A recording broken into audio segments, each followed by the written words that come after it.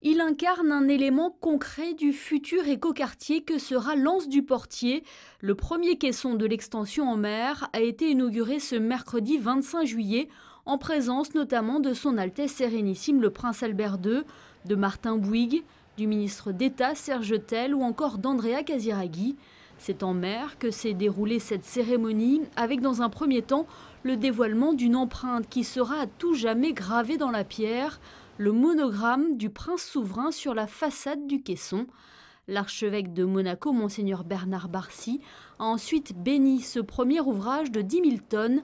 17 autres comme celui-ci venant de Marseille devraient venir s'emboîter les uns aux autres pour former une ceinture littorale. C'est la première étape vraiment visible depuis la surface. Il y avait bien sûr un travail considérable, comme vous le savez, qui a été fait sous la mer pour enlever et protéger les espèces qui devaient être protégées et puis pour faire la remblai d'assises, pour accueillir justement ces caissons. Donc c'était un travail considérable et long, mais maintenant avec cette arrivée de ce premier caisson, on voit vraiment la partie immergée et je pense que maintenant ça va aller à un rythme assez soutenu et normalement, vous savez que les travaux maritimes devraient être terminés pour la fin 2020. Monaco n'en est pas à sa première extension sur la mer. Des centaines de mètres carrés ont déjà été gagnés, et ce dès le début du XXe siècle.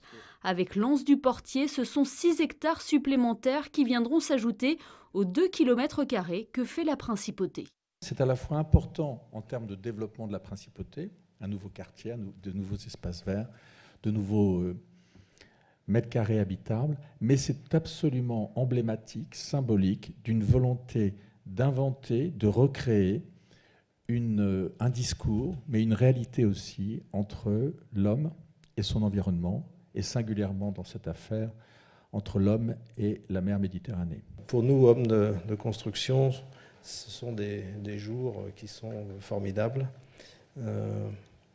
Jusqu'à présent, ce chantier s'est déroulé sans incident majeur, où les respects des consignes ont permis d'éviter des accidents, où tout se passe bien.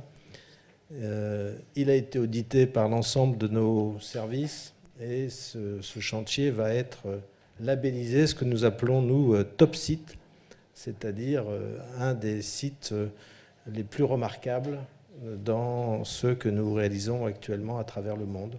Ce 25 juillet marque donc le passage de la maquette au projet pour l'Anse-du-Portier. Ce premier caisson va dans les semaines à venir être lesté pour prendre place dans ce nouveau fond marin qui a été créé.